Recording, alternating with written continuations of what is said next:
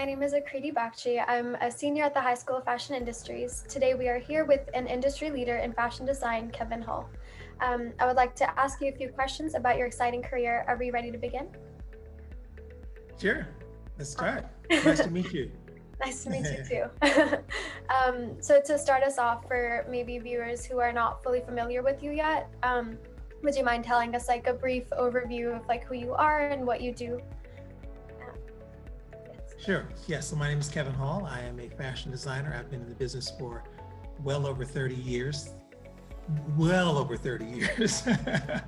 But it's really enjoyed and really love it. I'm originally from Detroit, Michigan. Started my career by moving to Los Angeles and studying in LA at the Fashion Institute of Design and Merchandising.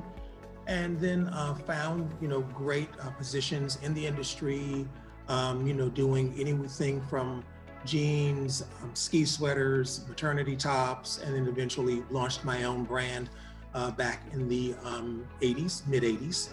And then worked building my business for a number of years. And then eventually I was asked to head up the house of Halston. The company had been dormant for a number of years. And I was asked to be the design and creative director at Halston. I worked there for a number of years. And then I was commuting between New York and LA. And then once that company was sold after multiple times, I moved my business back to Los Angeles and relaunched Kevan Hall Signature, which is the company that I currently have and I'm currently building.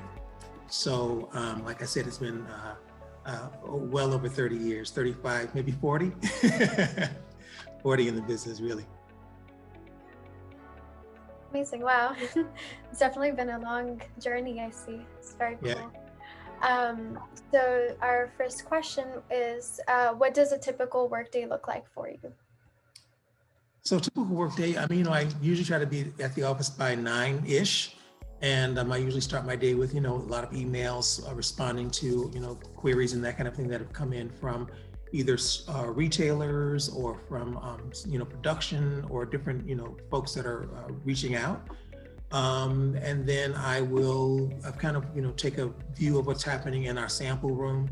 When we're at full capacity, our sample room is filled with more people. And they may be working on the new collection, or they may be doing, either small production runs or special orders for clients and that kind of thing. So I oversee and kind of walk through and see what's happening there.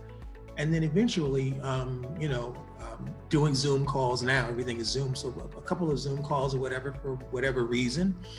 And then at some point I try to carve out some time to be creative. And that time would be when I would have an opportunity to sketch, or at least just kind of formulate ideas or jot down notes of where I'd like to see the collection going, what I plan for, future seasons, or for, different kinds of design and creative projects that I'm working on. Thank you. Yeah, and it's great that you were able to make that creative time. I guess like a follow-up would be, where do you usually get your creative, where you get your inspiration from? I'm just, everywhere. I'm looking constantly, my eye is constantly scanning the world, looking for, something inspiring, something interesting. It could be anything from, going to a museum, going to a vintage store, shopping, looking at things, turning things inside out, seeing details. I could spot someone on the street that I think is interesting looking. So it's constant, search of beauty.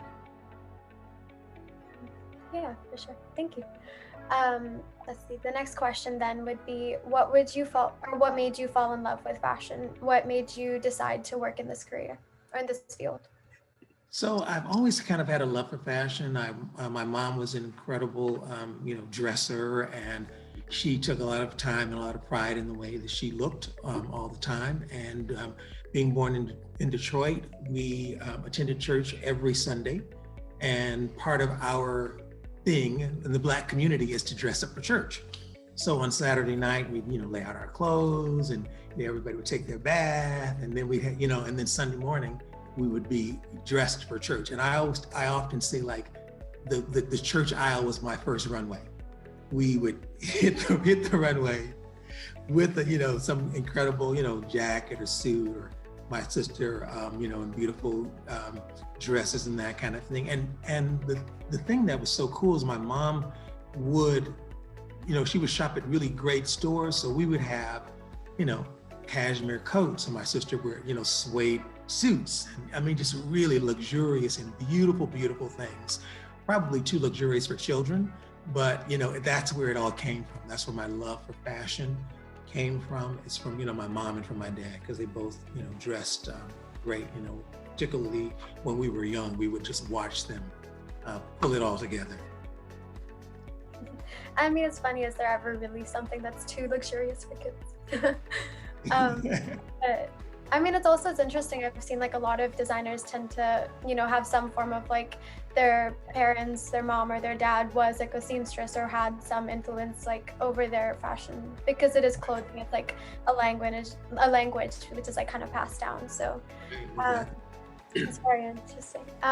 So the next question then is, what do you like best and what do you like least about your job, and why?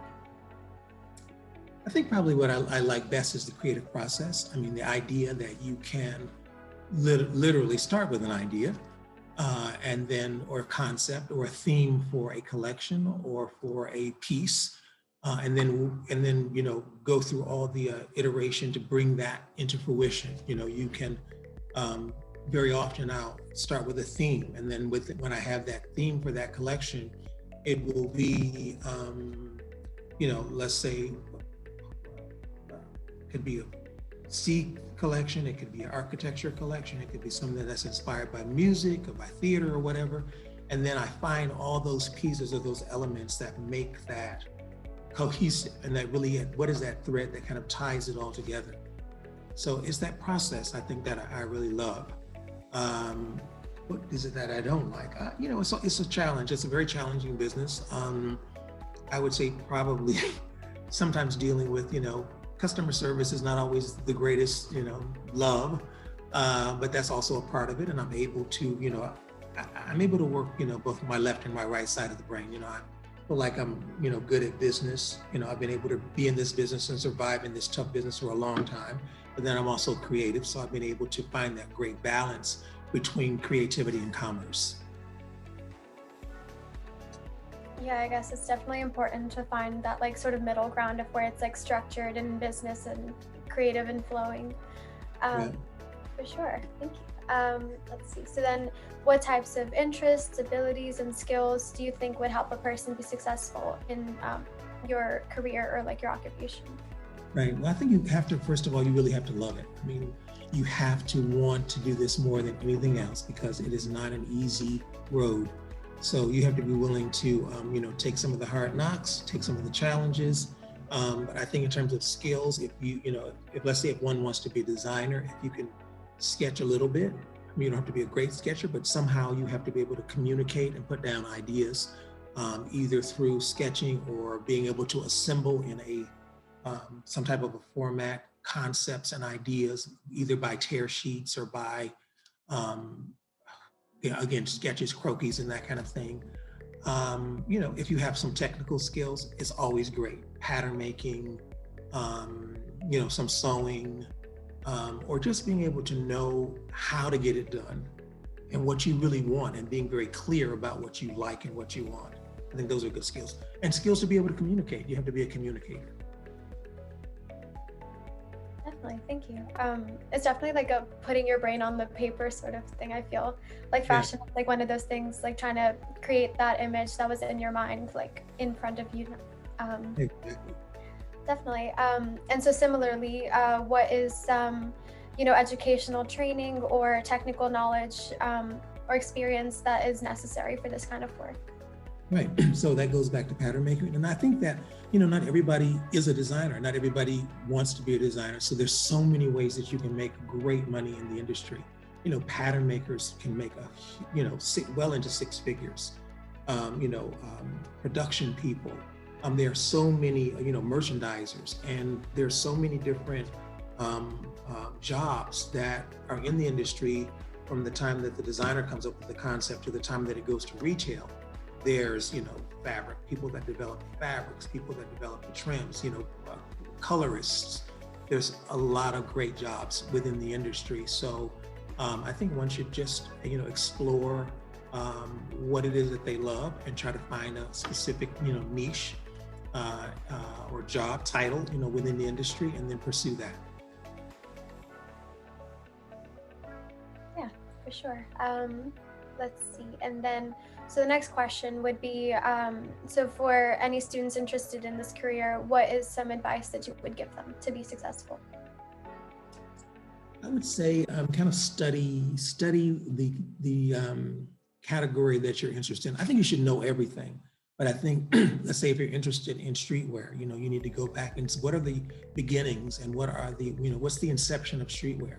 If you love couture or you like evening, who are the great evening wear designers? Who are the great masters of a specific category? And learn all that you can about that, and then also go beyond that to know how things are done, how things are put together. It's all about garnering lots and lots of information in order to inform whatever your design aesthetic is. I mean, maybe what are mediums or ways to find that information other than maybe looking it up? Right. So I would say, go to museums, you can Google, but I think there's something great also about going to a library, sitting in that library and going through, the books, the hardbound books, because when you turn that page might be something on the back of that page might not be something that you would have normally Googled. So it's about having that book in your hand, going through those books and just discovering information within the books that, that apply to, topic that you're looking for. Yeah, for sure. Especially even being able to go out and touch and feel, going shopping sometimes I find are a great way to research different designs or types of garments and things, just going and feeling them for sure. Right. One of the things I love to do is I haven't been in a while, but I would go to Paris once a year, sometimes twice a year actually, because I would go for the fabric show, and then I would go into this area called Clignancourt. And that area is all the vintage stores. So they have, books and magazines and furniture and clothing and vintage materials. So I would go there and pull fabrics and pull vintage clothes, and I would buy a lot and shop and buy a lot of, inspirational pieces. Sometimes the shop owners would when I would come, they would close the shop and we would just go through the shop and I would just have bags of inspiration. So again, museums, thrift stores, just regular retailers, just your regular shop, wherever you like to shop, just go in and see what's being offered in those shops. So it's all about getting in the information and then, filling yourself with knowledge. That's amazing. Wait, you get to go to Paris every year? That sounds amazing. Maybe what's your favorite thing to do there other than thrift shopping, of course, and the fabric shows? What's your favorite thing to do? Probably eat. The food is good. The wine is great. And the museums. I mean, you have the Louvre, you have drawing a blank on some of the names right now, but you've got also there's fashion museums. There are several fashion museums in Paris as well. So it's just, again, it's a feast for the eyes. Definitely to experience, because the place itself is such a great, inspiration.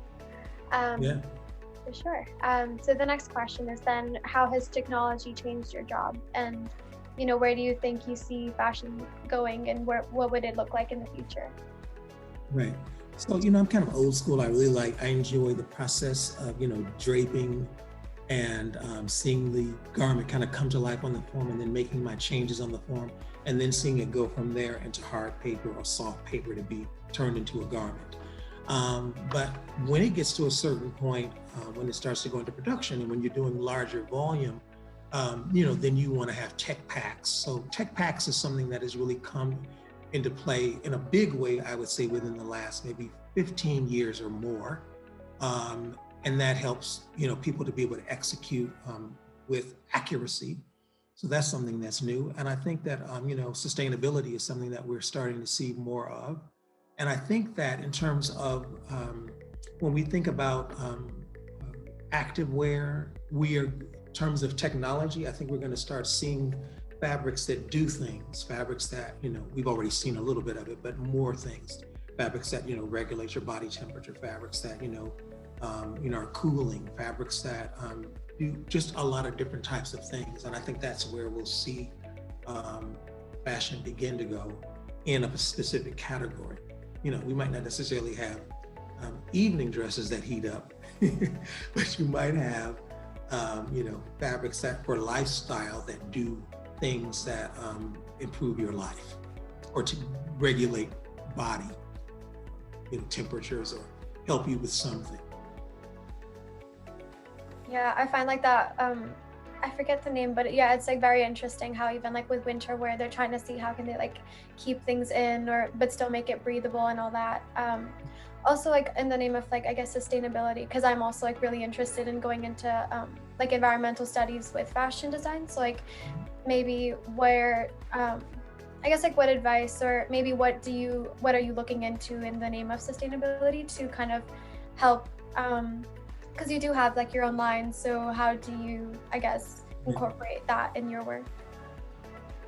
Just trying to, just watch the footprint that I'm using, trying to find fabrics that have been, properly, I guess, executed and properly produced. So being mindful of the companies that I'm working with, and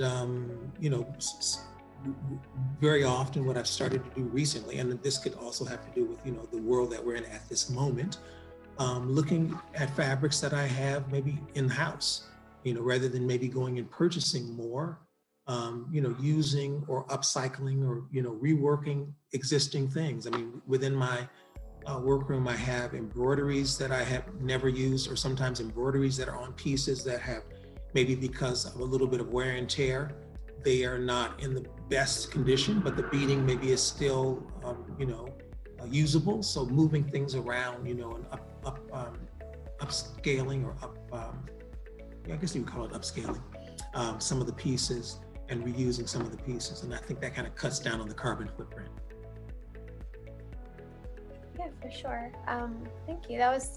It's great to like see that, you're like thinking about ways to reuse the fabric and you reuse that garment, because it is really sad how like a lot of garments, if there's just one piece that's like off or one aspect or one thing, then it just usually gets tossed, especially in fast fashion and everything. So it's like, it's great to see, ways to upcycle and reuse things. Thank you. It's okay. I know there's so much terminology these days. It's like hard to keep up even for myself. Yes. So the next question would be, are there other industries or positions where you could work with your current set of skills and expertise? Right. I do enjoy, I like, interiors and that kind of thing. At one point, my dad was he had a company that did a bit of construction and also landscaping for subdivisions. So let's say in Detroit, there was, the main city, but then outside in the suburbs, he helped to develop some of those suburbs. So we worked a lot with, and I worked for him for some time when I was in high school. We worked a lot with architects. So at one point I thought, I might enjoy being an architect. But then I kind of shifted back to my real love, which is fashion. So I think my interest would be like architecture, interiors. I'm in the process of, organizing and thinking through what I'd like to do for a home collection. And that home collection is going to have, candles, bedding, linens, towels, and that kind of thing. And also when I was the design director at Halston many years ago, we had more than 25 licensees. And within those licensees, there was lifestyle. So, I developed, and I have had experience developing home collections and all things that have to do with a person's lifestyle. So that's kind of where I would more than likely work, if I were not doing fashion specifically. Yeah, and I mean, it's interesting to see how that kind of like your past and like your parents sort of like merge into what work you do now. It's like very interesting to see like where that influence comes from, because you can kind of see it. And like fashion on its own as well is very like intersectional in that like it's very open and broad and you can do a lot with it. And even with textiles, like home goods and things also use like similar fabrics. So it's like kind of interesting to Right. see how they match. And architecture is also like a great, like source of inspiration maybe for fashion as well. So Right. it's kind of interesting to see how it like, it works together. Yeah. Um, I guess Mhm. like, do you have like how do you see that because you have that background of furniture and architecture, do you see it influencing your work currently? Yeah, I do. I mean, it's always, there's certain, I think designers always have certain things that they always go back to. And I generally will go back to, certain muses that I love, like Millicent Rogers. You probably don't know her, but I'm not even going to give you any information. I'm going to let you look her up. She was a very, very chic Standard Oil heiress. Incredible. She did a high-low before high-low was even thought of. Look her up. And then I have done collections that have been inspired by architecture, by Paul Williams, by mid-century designers as well, Neutra.